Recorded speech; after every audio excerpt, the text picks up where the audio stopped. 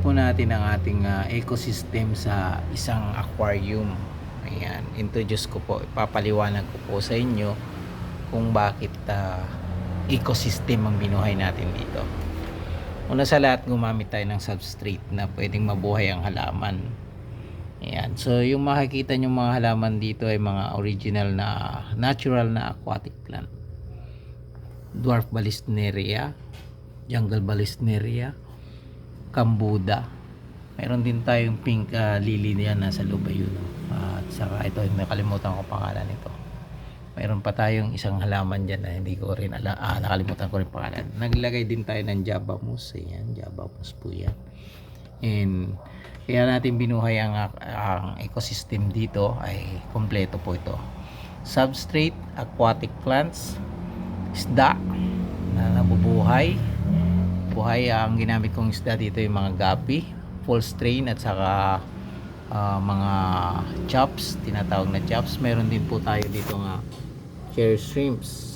May function din po siya sa sa ecosystem natin. So may snail din po tayo nilagay. Ayun, apple snail. Meron tayo ditong pan snail. Yan ang pan snail natin. Meron nitrate dyan na gumagala. Nilagyan din natin ng mollies ito. Bukod sa guppies, may mga fly po ng mollies dito na nakalagay.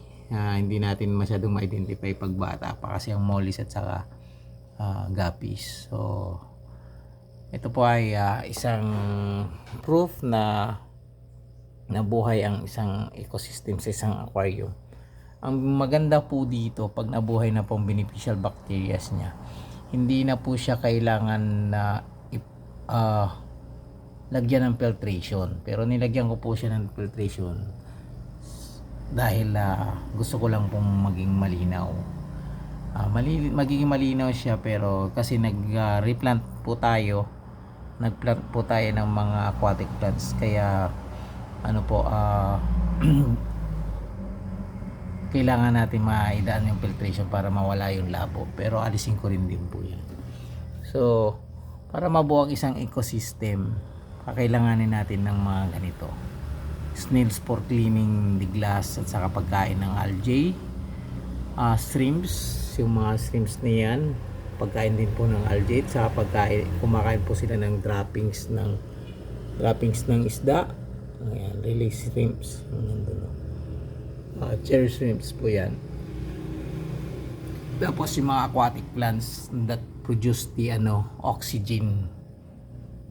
And kaya po siya kulay yellow kasi nilagyan po natin yan ng dahon ng talisay para sa anti-fungi ng mga isda. Yun yung dahon ng talisay.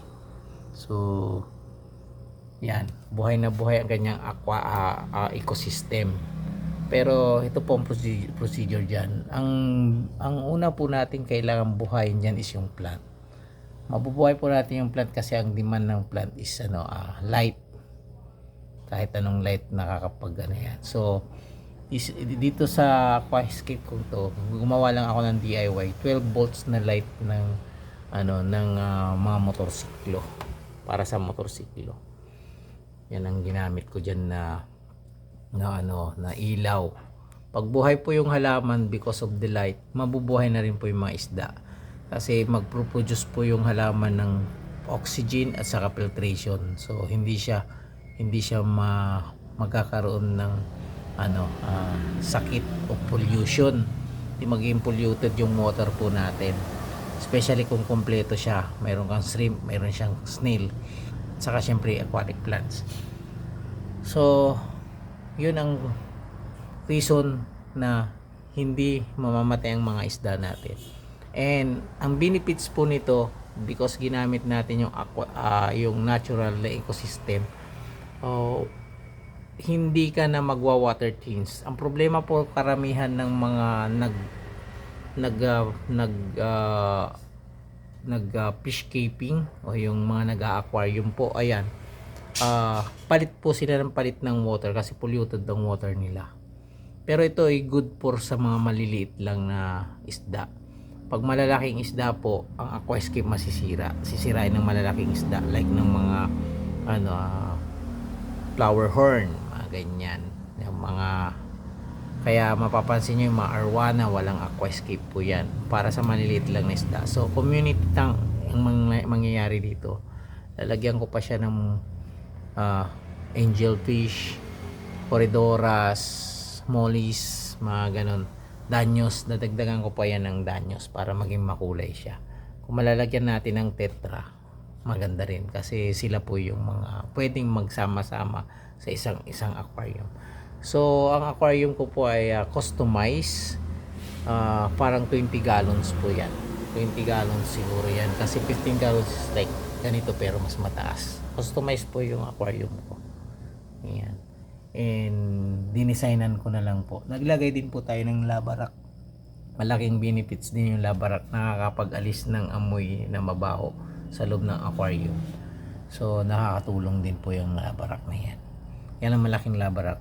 Kung may kulang pa po dito sa aquarium na to, siguro more plants na iba, yung makulay. Kasi all green lang nandito. Isa lang ang nagkukuha din yung pink lily. Katatanim pa lang. So ayan pa lang ang buds na lumabas sa kanya. Sa nandun sa taas na yung isang dahon niya. So more on red plants, kung ano yung pwedeng aquatic plants na ilalagay dyan, and white sun na konti, parang bang ano, road, gagawa natin ng parang road, white sun siguro dito sa mga part na harap lang, sa bandang likod hindi. Anyway, nakalimutan ko pong sabihin, may driftwood na rin ako nilagay. Regarding sa driftwood, maraming process. Ang isang process po sa driftwood is ibabad mo siya ng water ng matagal-tagal, or ilaga mo yung kahoy para maalis yung mga bacterias niya, and then saka mo siya ilagay sa aquarium para maging beneficial siya sa sa mga isda, hindi siya mag-cause ng pollution. Kasi some of driftwood is mag-create siya ng kulay sa aquarium natin. Yan, sana po magustuhan niyo yung konting introduction o konting teaching o learning sa pag-aquascape. Yan, in general po yan ang itsura niya. Ayan, sa malayo ilatras natin. Ayan.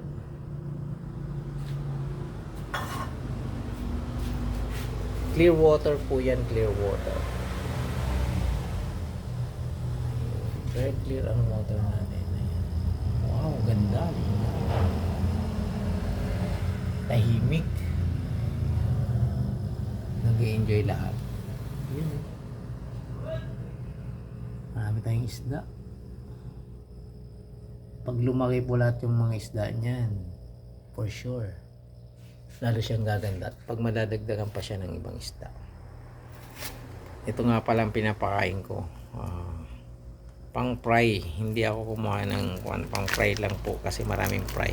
Kinakain din po namang isda na isda natin yung yung kahit hindi pang fry.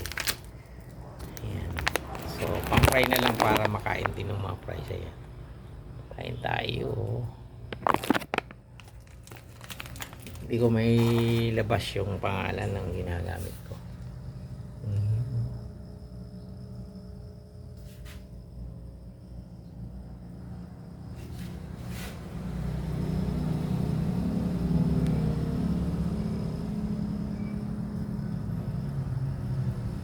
Ayun, nilagyan ko ng bato sa likod ng aquarium, additional design. And kung may air plant pa sana ako, lalagyan ko ng air plant dyan. At saka pinturahan ko yung wall para maganda. Tapos to enclose po natin ng kaunti ito para yung light nakakonsentrate sa baba. So yun na po ang mga susunod na gagawin ko. Anyway, mayroon din tayo ditong side jar na mayroon siyang aquatic plants and java rock. And actually mayroon siyang betta fish. Boy, ang betta fish niya. Yan, I hope nagustuhan nyo yung simpleng video na to. Nagustuhan nyo po yung aking simpleng aquascape. Yan, good day po sa inyong lahat. Thank you. Please subscribe and share na lang po yung video. Thank you very much. Have a nice day.